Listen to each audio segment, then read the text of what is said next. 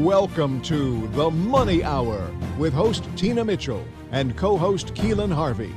Tina Mitchell, MLO 145420, and Keelan Harvey, MLO 1330075, are licensed loan originators with Gateway Mortgage Group, LLC, and MLS 7233.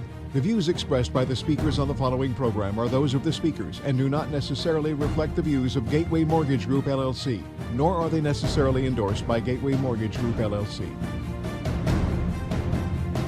Now, in the studio, local mortgage experts Tina Mitchell and Keelan Harvey.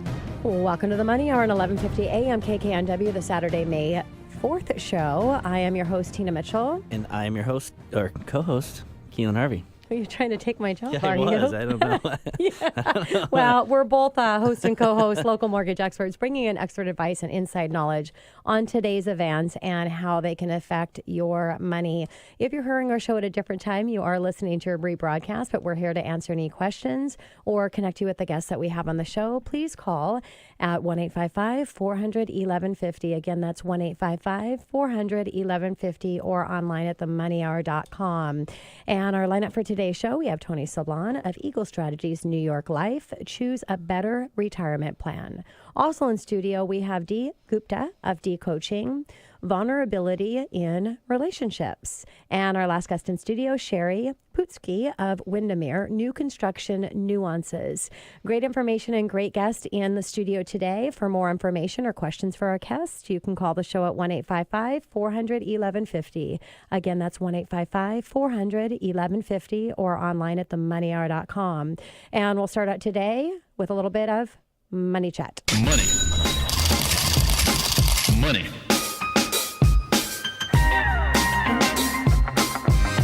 So, Keelan, since we have an office in Bellevue and it's a beautiful, beautiful place in Washington, there's some exciting things going on. What's going on in Bellevue? Well, I was just getting caught up with this. You know, I've kind of mentioned a little bit about the kind of employment coming to Bellevue. Mm-hmm. And we always say, and I mean, very often in many shows have we said that if we want to know what the housing market's going to do, if we want to know what real estate's going to do, then follow employment. It always follows employment. Right? Mm-hmm. And our employment is strong here. And I'm not going to touch on all of it, but I do want to touch on Amazon today and how they are absolutely blowing up in Bellevue. They're concentrating completely. So Amazon opened in Bellevue in 2017, and they got about 700 employees here right now. Seattle, on the other hand, has 45,000. So just a few weeks ago, this is all recent, just a few weeks ago, Amazon spent $195 million for a development site in downtown Bellevue. Mm-hmm. So they haven't submitted plans yet, but it said that the site has a potential of excess of 1.2 million square feet, which could be on top of a future light rail station as well. So just kind of think about employment with that. Yes, that's huge. That's huge. And that's not it. Then, literally a week after they announced that development, they just confirmed a 16-year lease for 2 towers called Binary Towers off 106th in Bellevue.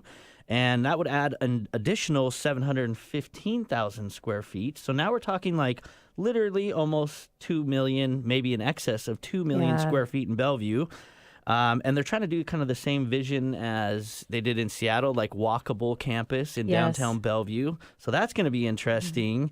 And then they've already started the process of locating or relocating employees. And when I say relocating, they're talking about their whole critical worldwide operations team to Bellevue, which they'll have the entire team move to Bellevue by 2023. Yeah. So that's crazy. They need a place to live. They make good money. A lot of them have significant others that are bringing in income as well. Right. Mm-hmm. And then to get a little deeper, since 2017, they opened their first office in Bellevue. In just a few years, they have more than 1 million square feet, not counting those 2 deals, which goes to show the commitment and they have to Bellevue specifically. I mean, they're really putting all their eggs in a Bellevue basket here. Yeah. Now, another layer about that is they also put a huge Seattle or Amazon occupied literally a square block in Seattle for sale, but they still, I mean, it's still in Seattle. Don't get it twisted here. They still have 12 million square feet, and they have 2 million in construction. But here's the kicker: to show you how strong employment here is locally. There's a piece of that piece of property just sold for $740 million to a Spanish billionaire, and one of the largest commercial real estate deals in Seattle. So even though they left the block, this giant mogul, it's a Miami-based company led by a Spanish billionaire. His name is Amancio Ortega. And so he's a fashion mogul and the parent company of Zara. Me and Victoria were talking about Zara the other day. We like Zara. Zara's a good clothing store. But company's worth $67 billion. So, I mean, we don't know what's going to happen with that. But I know one thing for sure. That's a lot more jobs. So jobs. Well, staying on the theme of Bellevue, 2019 cost of living, Bellevue, Washington versus Seattle, Washington. Overall, Seattle is 12% cheaper than Bellevue. Medium home cost is the biggest factor on the cost of living differences. Medium home cost is 19% cheaper than Seattle. Now, the cost of index, the living index, Bellevue versus Seattle. Overall index, Seattle is 12% less. Food and groceries equal. Housing in Seattle is 19.1% less. Medium home price in Seattle is $179,000 less at 19.1.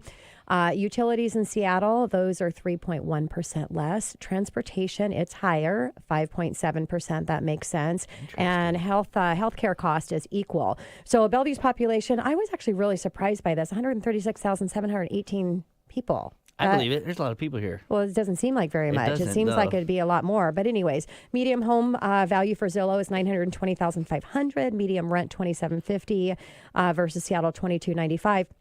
Now, the livability is 79, which is the 21st or 21 in Washington and 2645 in the U.S. So they rank better than 90% of all areas. So really exciting. Now, livability index is determined based on the average of 7 living categories, scoring from 0 to 100 and comparing one community to another. So the higher the score, the better. So you go Bellevue at 79.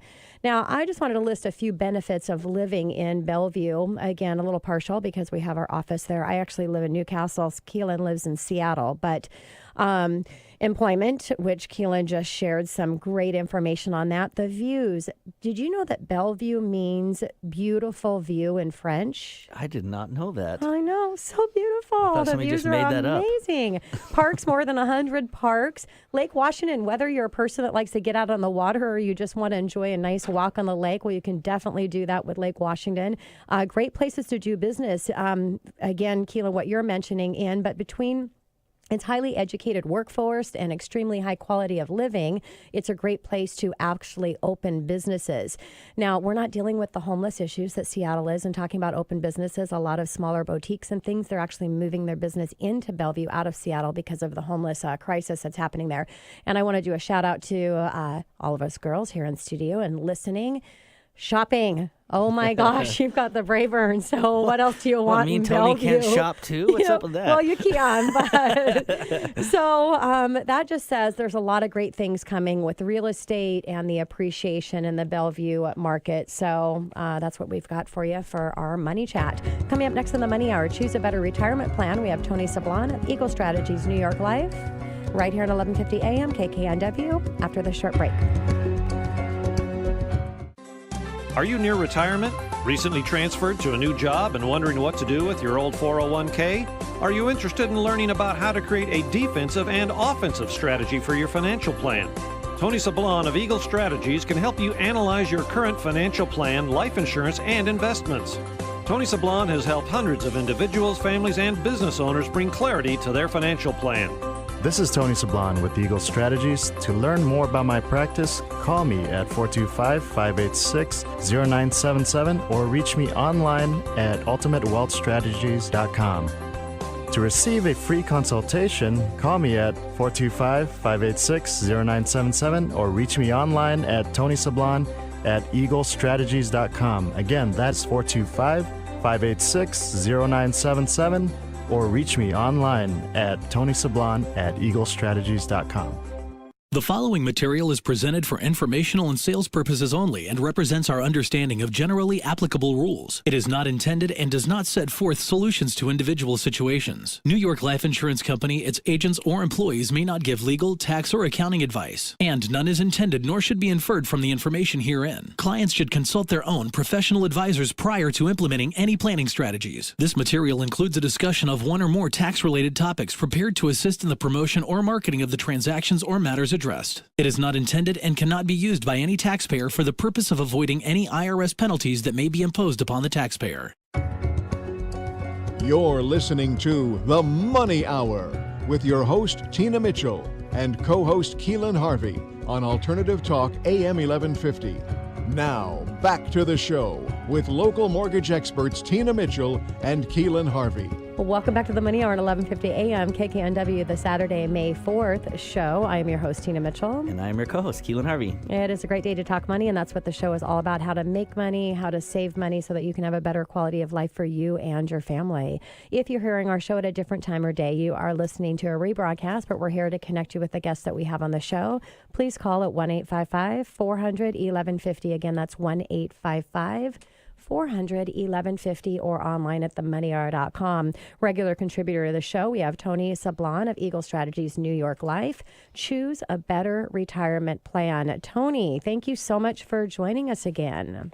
Thanks for having me, Tina. And a few things about Tony. Tony is a wealth advisor at Eagle Strategies, agent of New York Life, and registered representative of New York Life Securities. He is also the founder of Ultimate Wealth Strategies based in Bellevue, Washington. What a great place to be based in after our Money Chat conversation, Tony. Yes. Focusing on life insurance, investment, retirement, and estate planning for you, your family, or small business to identify your life goals and motivations. Tony has a vast team of specialists that will help you meet your goals. Not only does he enjoy helping people with their financial goals and dreams, he is passionate about the community through his involvement with various of nonprofit organizations. One of the unique things about Tony is that he's a mixed martial arts coach at AMP Pancration in Kirkland and training alongside current UFC champions, ONE FC champions, and other world-class fighters. Tony, thank you again so much for being here today. Always a pleasure. Tony, not to get off subject, but I see a picture of Demetrius Johnson the other day. Yeah, we just got back from Japan. Got the win at his new organization, ONE FC. Wow, that's crazy. Mighty Mouse. He's such a great fighter. That's insane. We got superstars in studio. We do. It's a big deal. Anyway, sorry. Let's get to retirement planning. Let's get to what you do here as a profession. So, why should people start thinking about a better strategy for retirement? Tony, tell us about it. Well, people should start thinking about a better strategy for a few reasons. Longevity may be the most significant factor in retirement planning these days, and the hardest to gauge as well. With the steady increase in life expectancy, you may be living in retirement much longer than you anticipated.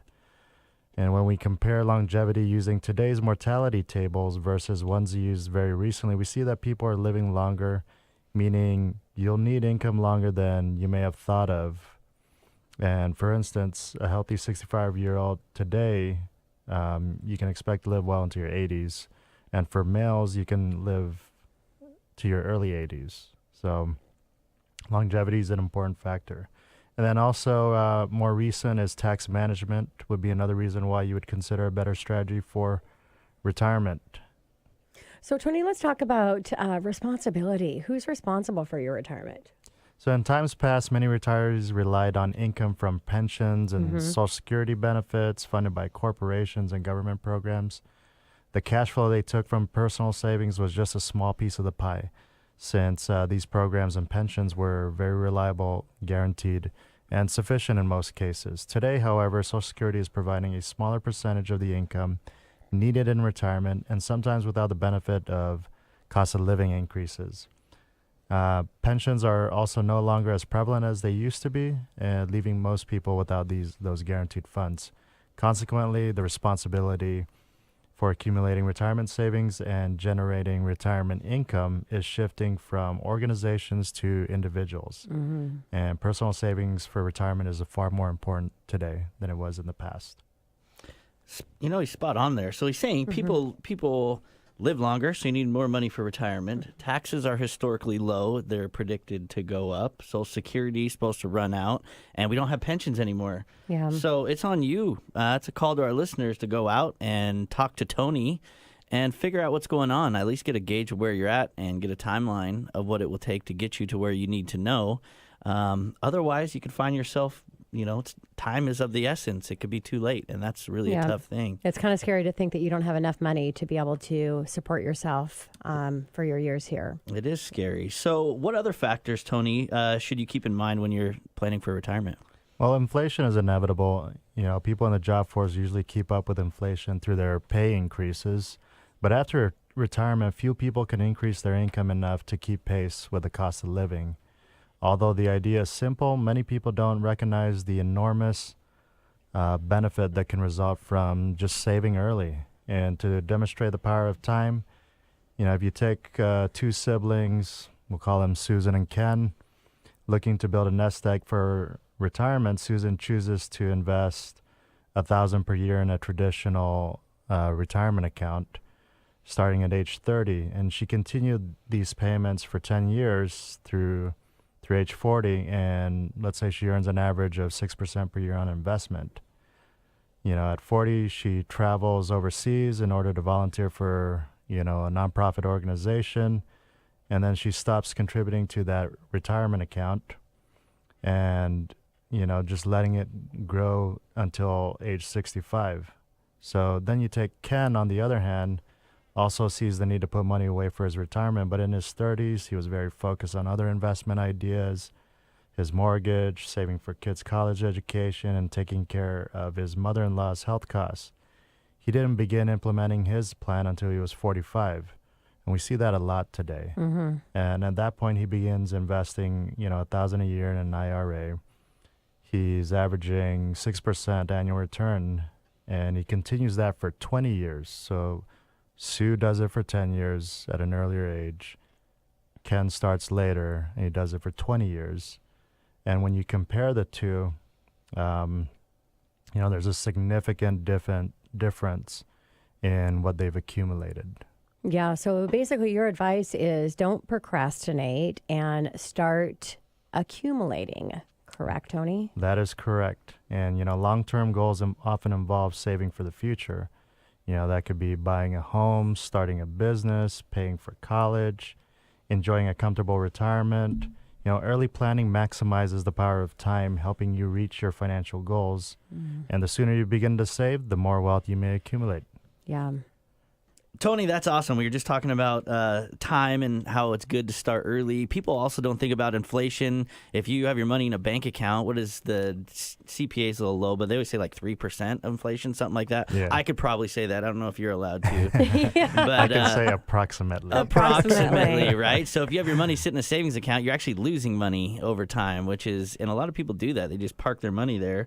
So with that being said, with these people starting at different ages, hypothetically, if I could say that word correctly, how fast can an investment grow typically? Well, that's a common question I get asked a lot. And, how long will it take my money to grow? And one answer is using the rule of 72.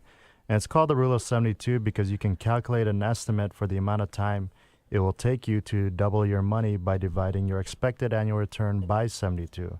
For instance, at an expected return of 10%, you would divide 72 by 10, and the result is that your money will double every 7.2 years. Or if you obtain a 6% return on an investment, the money will double every 12 years, 72 divided by 6. So the rule of 72 is a hypothetical mathematical calculation, and there's no assurance that any investment will double within a specific time frame. And again, this annual return is hypothetical, and it doesn't represent the return of any specific investment. And what if you factor taxes into the equation? Yeah. And before we do that too, I was just talking with a client, and I own a mortgage software that I've created. I'm all about numbers and education, and looking at a mortgage payment savings. I like to show is how much you need to earn in your investment to make it better to invest versus paying down principal. And right now, where the interest rates are at, it's just a little bit over 5%. So if you know you could earn more than 5%, then you want to take that money and invest it in an asset that's going to grow versus paying down the principal of your mortgage. But yeah, Tony, let's talk about taxes and how that comes into play here. So taxes can increase the time it's required to double your money. If you earn a 6% pre-tax return and you're in the 30% federal tax bracket, you can figure about a 4% post-tax return. So instead of your money doubling in 12 years, it will take 18 years for your money to double if you pay taxes on your earnings each year. And as always, consult your tax professional and work with a financial good, advisor like Tony. myself Yes. to design a cohesive retirement strategy for you. Yeah, and we kind of chuckle a little bit, but it's really important, when you're disclosing something in the media, that we're having a conversation, and there's no guarantees on anything, so you have to put appropriate disclosures in there. Well, and I can attest to that. I worked for New York Life, as similar to Tony, so they're near and dear place in my heart. And shout out to Yosuke, who is my managing partner. And I'll tell him you say hi. You should, yeah. And Mark Madgett was the GO in our office. Is that what they call it? Is it a GO? Yeah. Yeah, the GO. And now he's like running the whole company. So we had some great leadership there. But they're very strict on what you're going to say and what comes out of your mouth, no matter good what, thing. which is good. They want to protect themselves. They're a very conservative company, which is a good thing, hence why they're so successful. So what do you see, Tony, as the main risks in the types of retirement planning that you're starting to see today? Well, today, as I mentioned earlier, longevity, inflation, taxes, and having guarantees in your portfolio is something to be considered. So, Tony, what financial planning vehicle should you consider for planning for your retirement? Because I know there's a lot of different vehicles that can be used. Yeah, individuals need to think about the bigger picture, expand their use of investment vehicles that are uncorrelated to each other or the market, and also consider placing guarantees within their portfolio. Stocks, bonds, mutual funds, life insurance, income protection, annuities, real estate. No one investment vehicle will give you the home run in retirement. Similar to, the fight game. It's no one style these days will get you the outcome of winning the fight. Yeah, the diversification is so important, but really I love the, guaranteed growth assets like in the insurance packages and tax benefits and all of those great things. So you just want to make sure that you have a variety and be diversified. Yeah, one of the amazing things about New York Life is they look at a lot of diversification, not only with the different products, but where they're placed in the taxes, pre-tax, after-tax, aggressive, safe, keep a percentage equivalent to your age, safe. Rules like these that are really protecting you. The more assets you have in different places, the more it hedges your bets, right? So when one's not performing, the other one outperforms.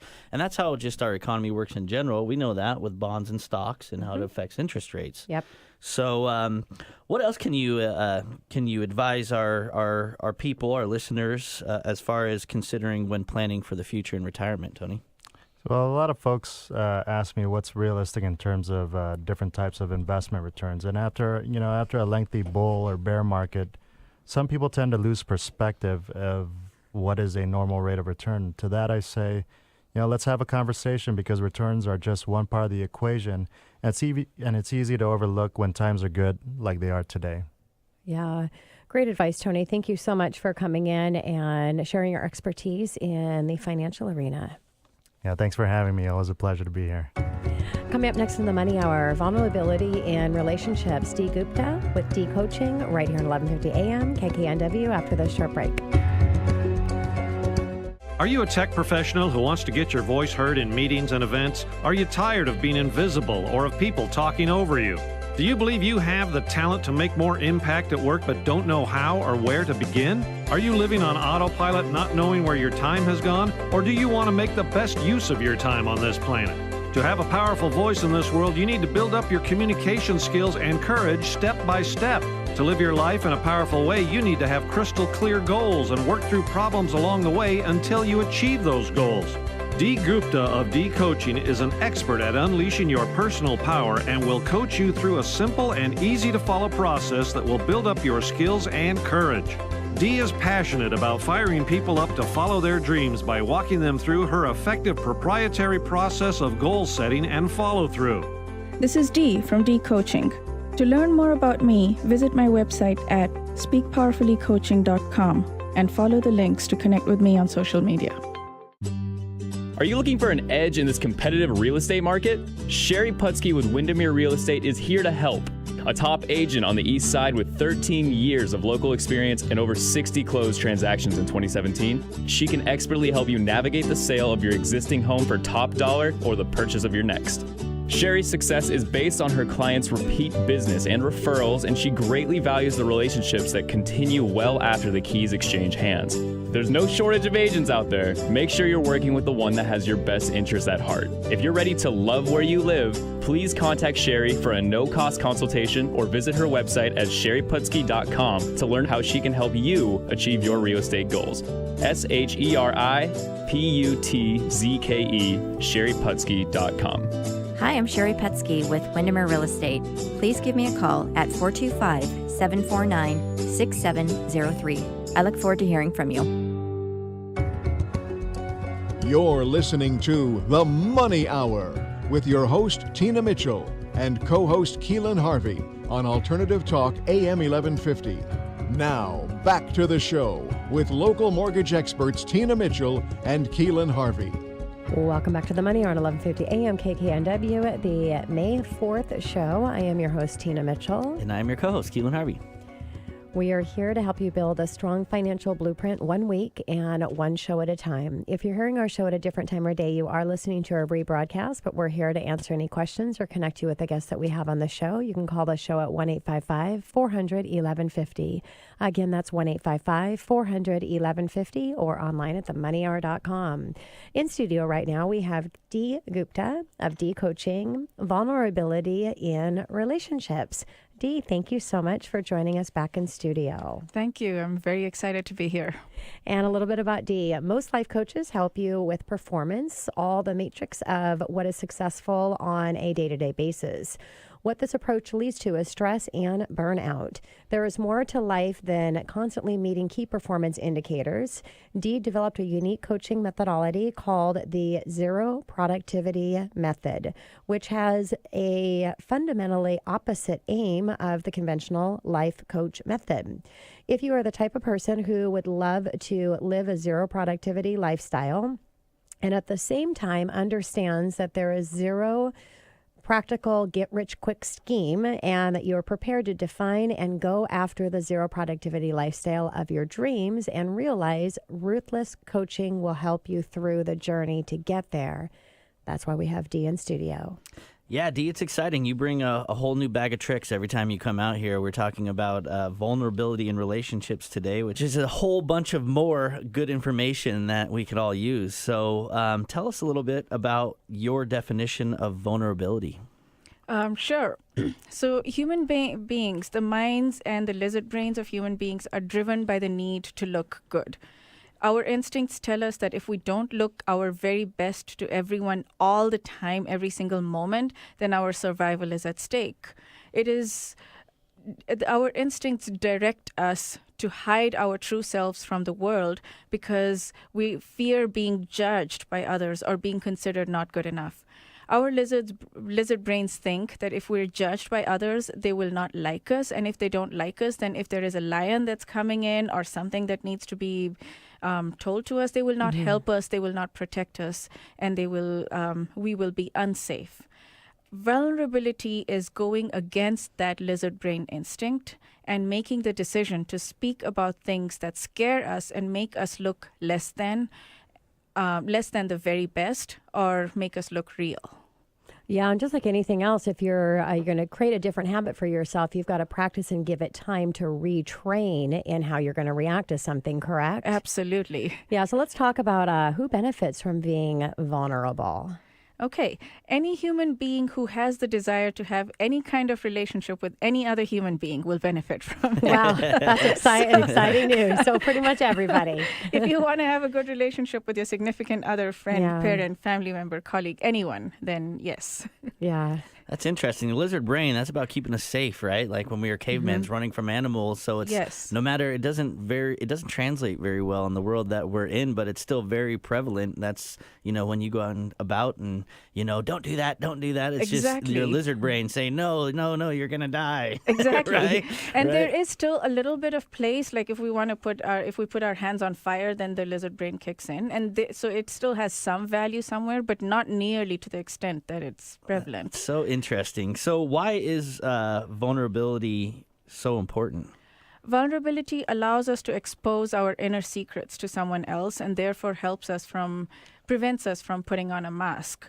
Every single occasion where we tell the truth or tell people things that we might be otherwise afraid of, we are free and we are mentally and emotionally stronger.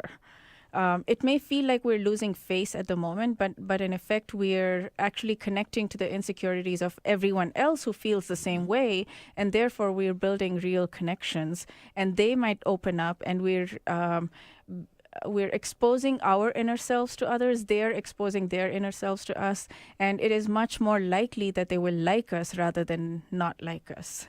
Yeah, and you would have been perfect last week because I have to brought it up was right after my experience with a recent gala I went to with nonprofit organization Mama's Hands on the House of Hope that I do a lot of work with the transitional women, and shared my story 5 years ago of the first time that I was vulnerable publicly with other people. And not only does it help you to create a whole different space for yourself and how you present yourself in that authentic space, but it opens up the space for others to be vulnerable as well so that they can share their vulnerability, and it creates that realness for everybody in a relationship. So I love this topic. So give another example of vulnerability, Dee. I will give an example of something that happened today. So I started a job yesterday, and I needed to come here today to speak at this radio show. So I needed 2 hours off. And my first instinct was to do what I usually do, is just say, I have an appointment. Would it be okay if I left for 2 hours?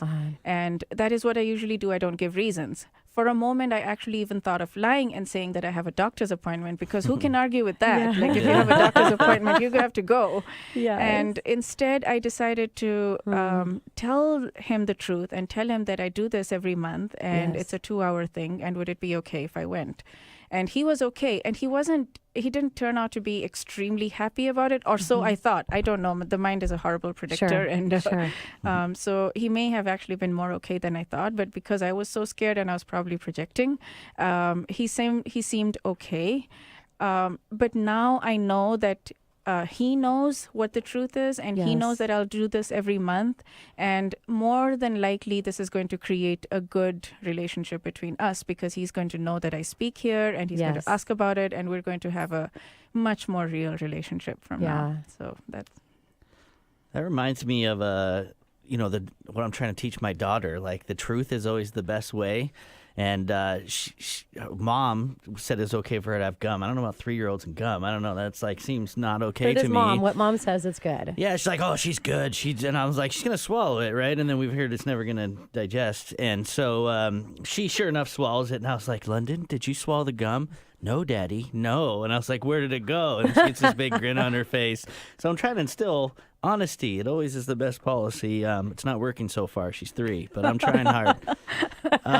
Just to let you know, I swallowed gum for years and years and years. Look how you turned out, Exactly, Tina. I'm fine. Maybe that's the trick. Everybody swallow your gum, because you'll be super I'm the healthiest successful. one in the batch.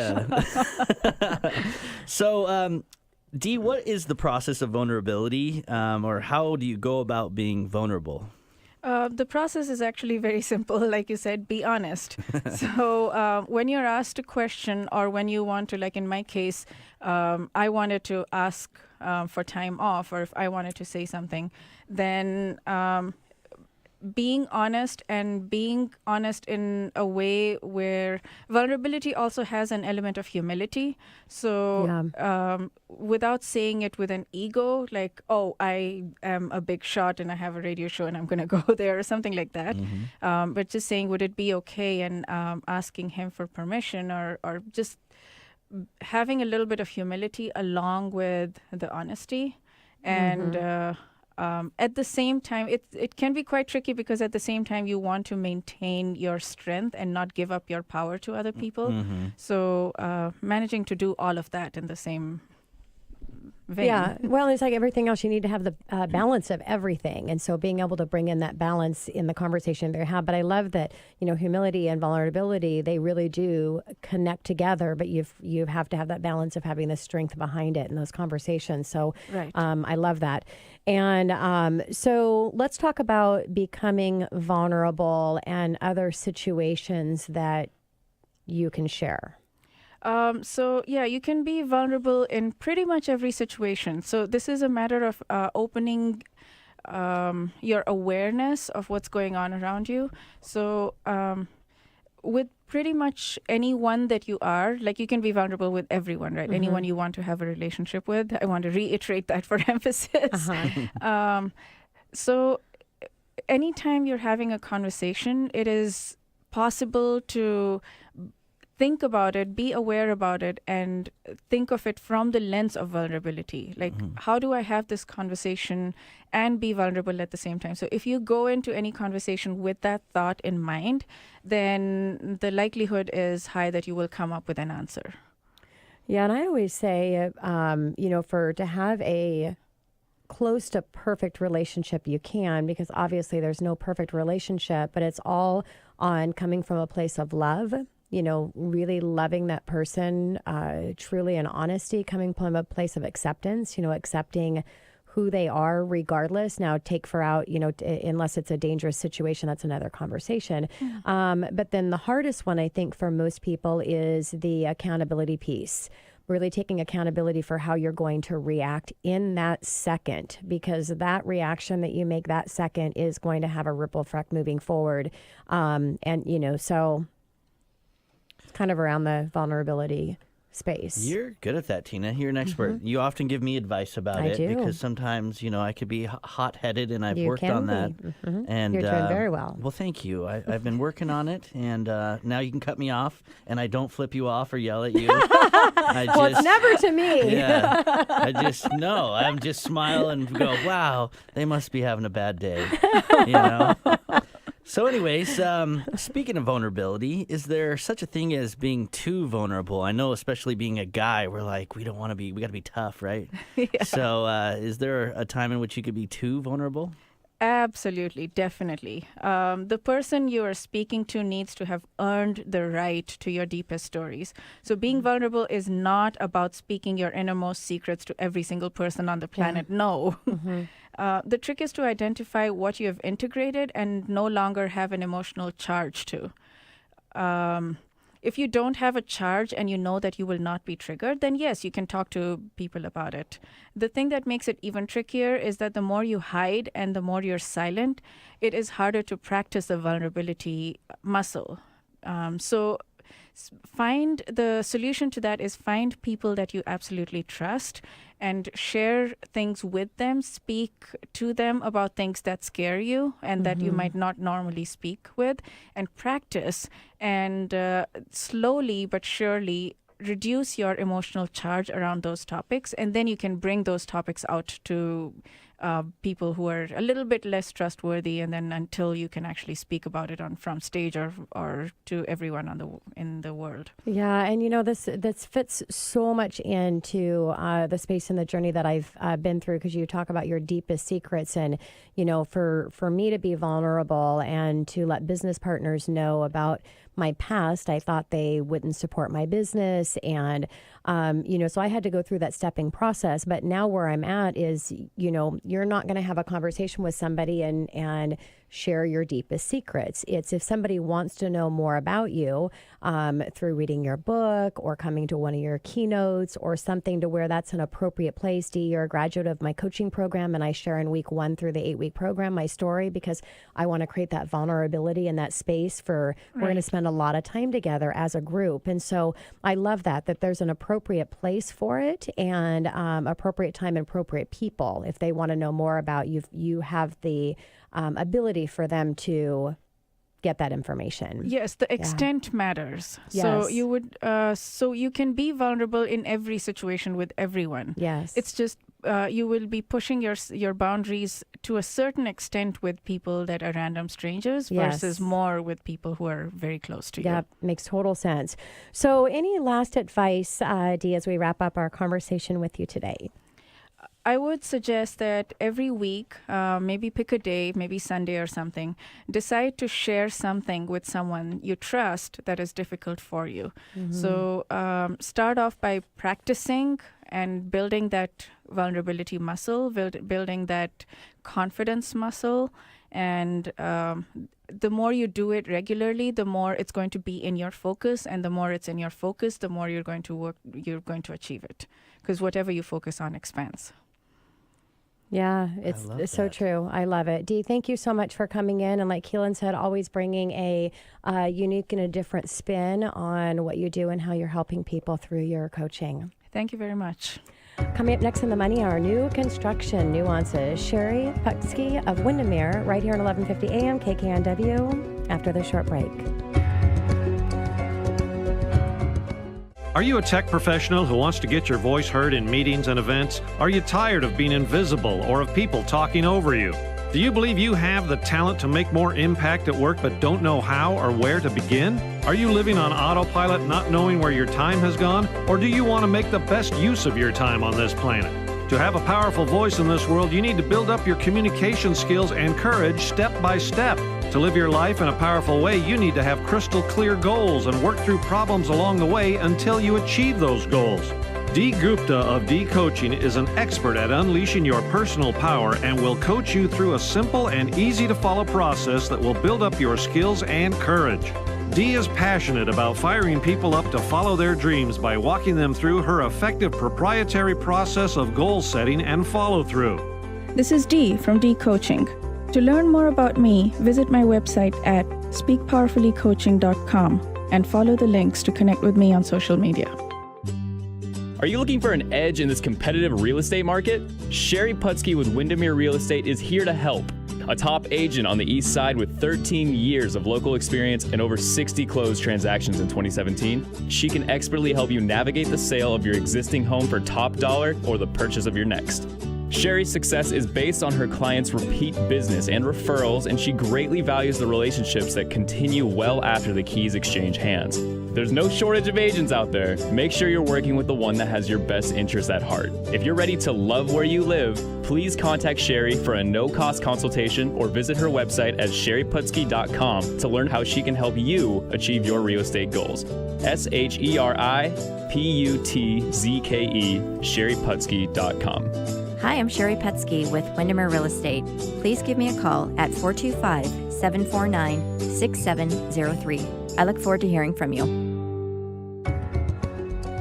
You're listening to The Money Hour with your host, Tina Mitchell, and co-host Keelan Harvey on Alternative Talk AM 1150. Now, back to the show with local mortgage experts Tina Mitchell and Keelan Harvey. Welcome back to the Money Hour on 1150 AM KKNW, the Saturday, May 4th show. I am your host, Tina Mitchell. And I'm your co-host, Keelan Harvey. Your local mortgage experts, bringing into studio each week the best of the best experts in our local market on everything regarding your money. We're here to help you in today's economy. If you're hearing our show at a different time or day, you are listening to a rebroadcast, but to connect with our guest or ask them questions, you can call the show at 1-855-400-1150. Again, that's 1-855-400-1150 or online at themoneyhour.com. In studio right now, we have Sherry Putsky of Windermere, New Construction Nuances. Sherry, thank you so much for coming back in studio. My pleasure. Thank you for having me. Yeah. And a little bit about Sherry. Sherry is ranked one of the top realtors in the greater Kirkland area. Although over 60% of her business is in her hometown of Kirkland, she gladly serves clients throughout the Puget Sound area. Sherry is a lifetime resident of East Side with 13 years experience in both new construction and residential resale. Her clients enjoy Sherry's personal touch and appreciation, the professionalism and commitment and heartfelt care that she exhibits in every interaction. Sherry's success is based on her clients' repeat business and referrals, and she greatly values her friendships that continue well after the keys exchange hands. If you're ready to love where you live, you can give Sherry a call. Sherry, I'm excited about today. Construction is something that's been on my mind. New construction, like it's a life goal of mine to build my own house exactly how I want it, with like funky trapdoors and secret passages and everything. Just really weird. But I'm serious about that. I really want to do that. I'm so serious. I want to hear give us some construction nuances. What do I need to know? Yeah. So why new construction? It's new, right? I mean, it's kind of like a new car. Nobody's ever lived in it before. If there's a dent on the floor, it's because you made it. If there's a ding in the wall, it's yours, Yeah, right? yeah. So you're the first one in there. And then another great thing about new construction is it's just the current floor plans and configurations. So it's the way that we live today, less of the formal spaces like the formal living and dining room, more about the great room spaces that everybody's looking for, and also the warranty. You're not going to find that. Maybe you can purchase a 1-year warranty on a resale product, but new constructions sometimes have up to 10-year structural warranties on their product, which is a peace of mind for a buyer. Yeah, and if you want to be trendy, new construction is always up to date on the newest trends. And Right. so another benefit. What are some other reasons for new construction?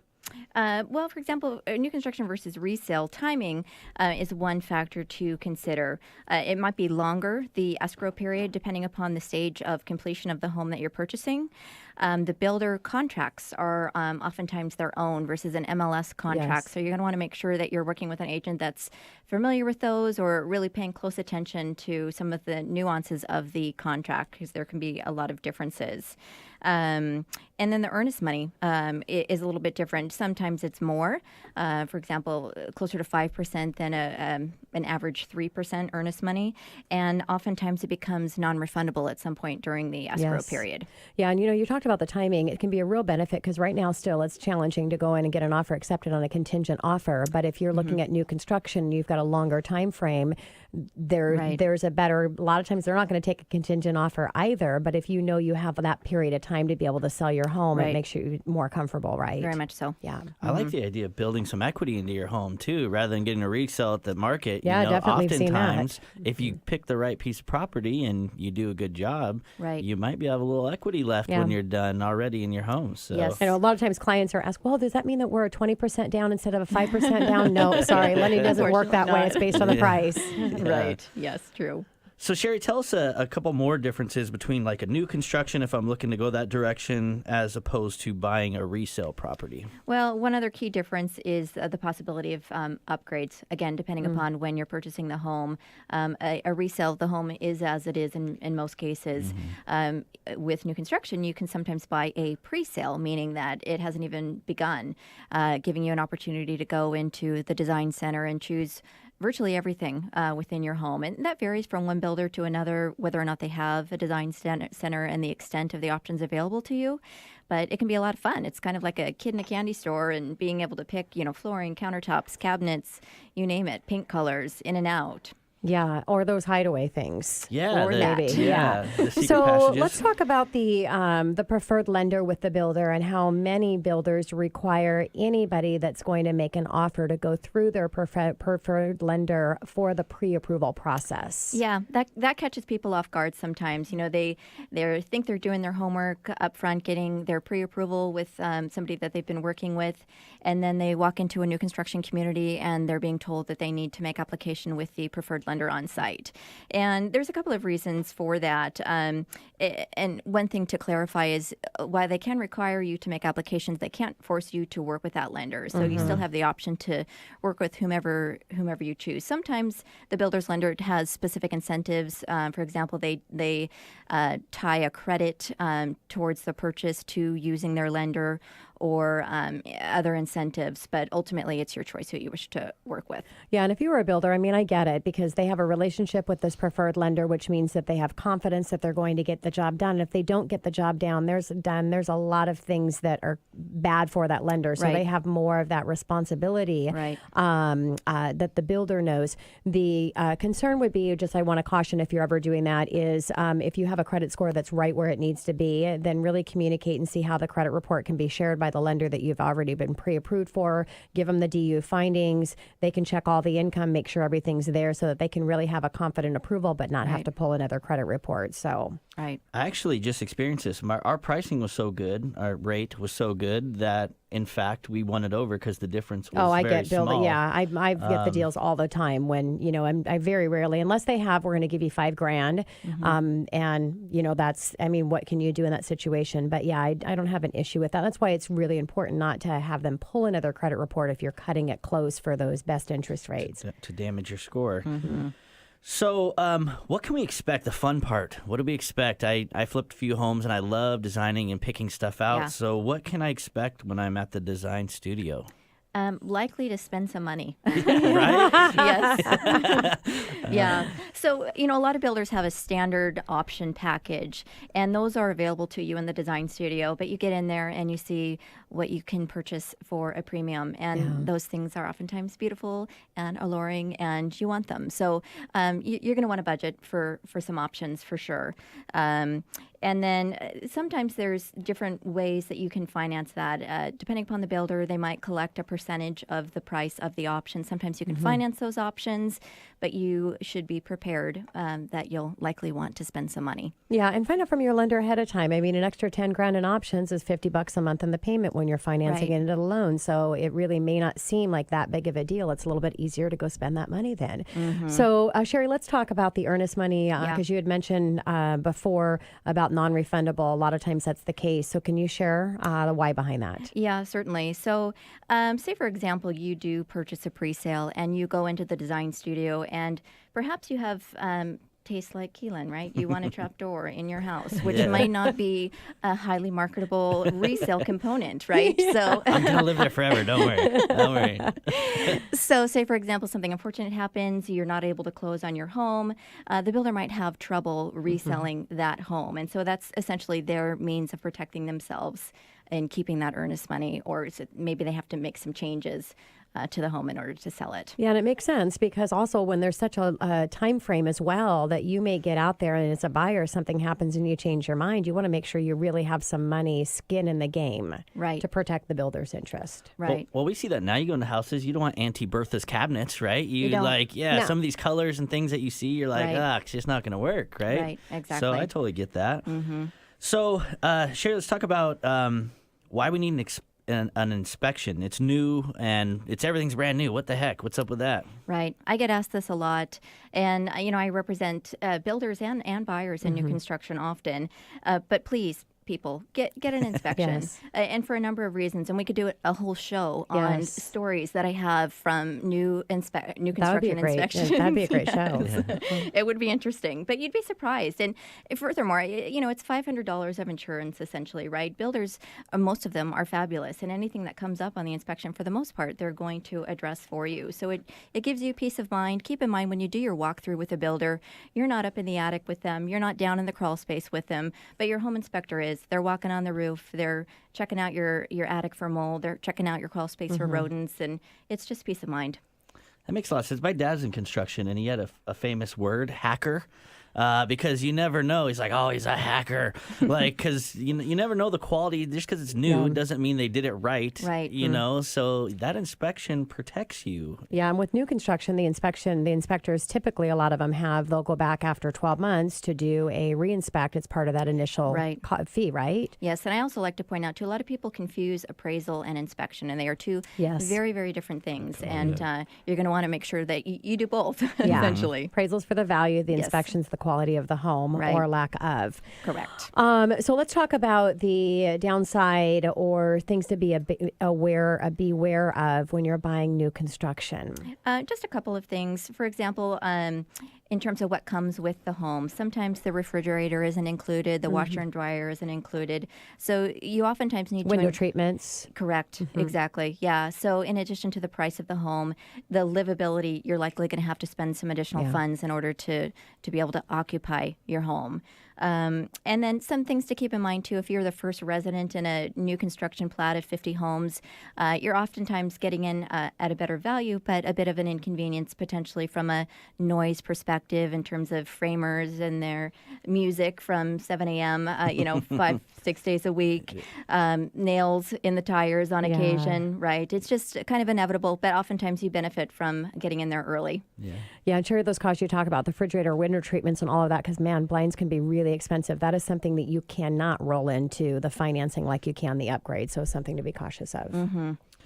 So Sherry, I'm really serious about this whole construction thing. Give me some more tips. What else do I need to know when I'm out there looking? Angela's going to say no anyways, Keelan. It's so not seriously. true. It's not true. At the end, I always get my way. Usually, I'm going to leave that to the two of you guys. Yeah, I better shut my mouth right now.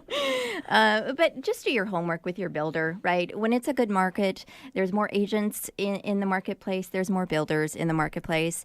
And 5 years down the road, if you run into an issue, you're going to want to know that your builder's still around. So ask around, ask your agent. Just make sure you're working with somebody reputable. Do your online research. There's a lot of information out there, and read about it.